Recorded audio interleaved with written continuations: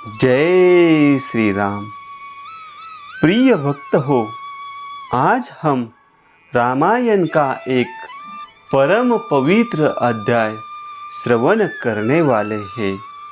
मित्र हो, आज हम देखने वाले हैं विश्वामित्र का त्रिशंकु को आश्वासन देकर उनका यज्ञ कराने के लिए ऋषि मुनियों को आमंत्रित करना और उनकी बात न मानने वाले महोदय तथा ऋषि पुत्रों को शाप देकर नष्ट करना।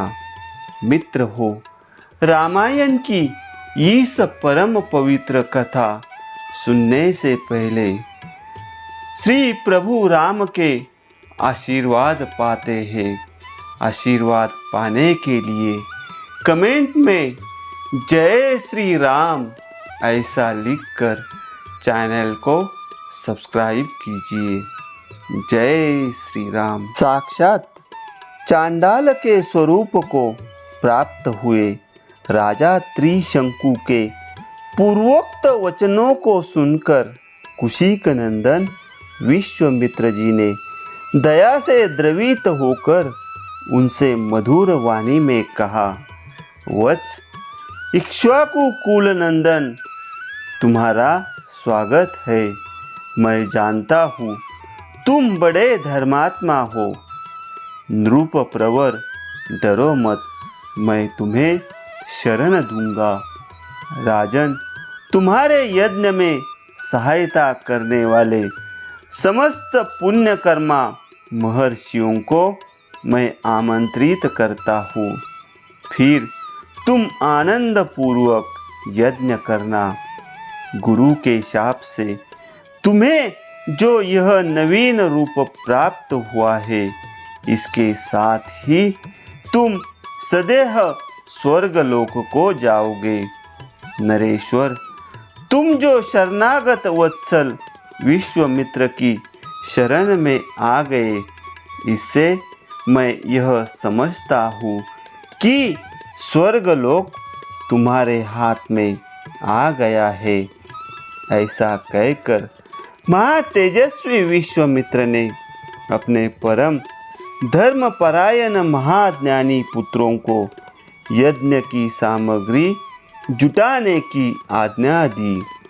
तत्पश्चात समस्त शिष्यों को बुलाकर उनसे यह बात कही, तुम लोग मेरी आज्ञा से अनेक विषयों के ज्ञाता समस्त ऋषि मुनियों को, जिनमें वशिष्ठ के पुत्र भी सम्मिलित है, उनके शिष्यों सुहृदों तथा ऋत्विजों सहित बुला लाओ।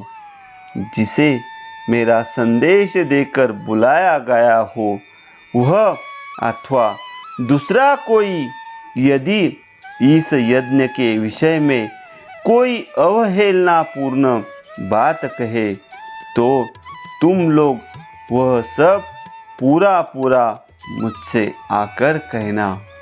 उनकी आज्ञा मानकर सभी शिष्य चारों दिशाओं में चले गए। फिर तो सब देशों से ब्रह्मवादी मुनि आने लगे।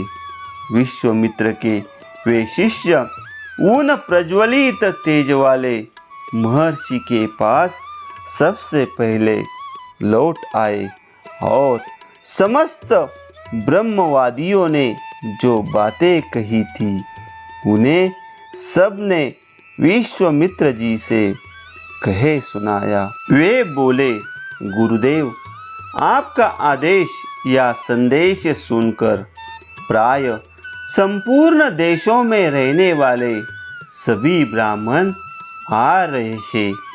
केवल महोदय नामक ऋषि तथा वशिष्ठ पुत्रों को छोड़कर सभी महर्षि यहाँ आने के लिए प्रस्थान कर चुके हैं। मुनिश्रेष्ठ, वशिष्ठ के जो 100 पुत्र हैं, उन सब ने क्रोध भरी वाणी में जो कुछ कहा है वह सब आप सुनिए। वे कहते हैं, जो विशेषतः चांडाल है और जिसका यज्ञ कराने वाला आचार्य क्षत्रिय है, उसके यज्ञ में देवर्षि अथवा महात्मा ब्राह्मण हविष्य का भोजन कैसे कर सकते हैं, अथवा चांडाल का अन्न खाकर विश्वामित्र से पालित हुए ब्राह्मण स्वर्ग में कैसे जा सकेंगे। मुनि प्रवर महोदय के साथ वशिष्ठ के सभी पुत्रों ने क्रोध से लाल आंखें करके ये उपयुक्त निष्ठुरतापूर्ण बातें कही थी।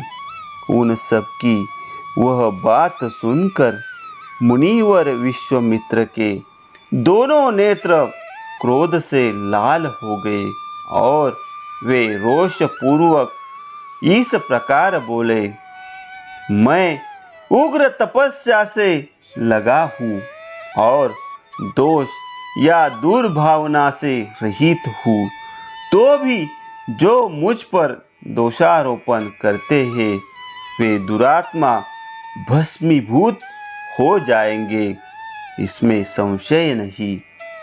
आज कालपाश से बांधकर वे यमलोक में पहुंचा दिए गए।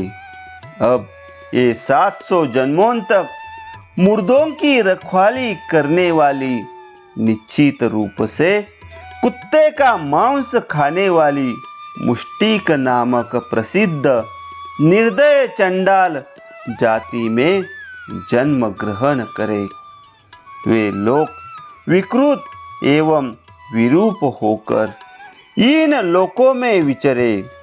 साथ ही दुर्बुद्धि महोदय भी, जिसने मुझ दोषहीन को भी दूषित किया है, मेरे क्रोध से दीर्घ काल तक सब लोगों में निंदित, दूसरे प्राणियों की हिंसा में तत्पर और दयाशून्य निषाद योनि को प्राप्त करके दुर्गति भोगेगा।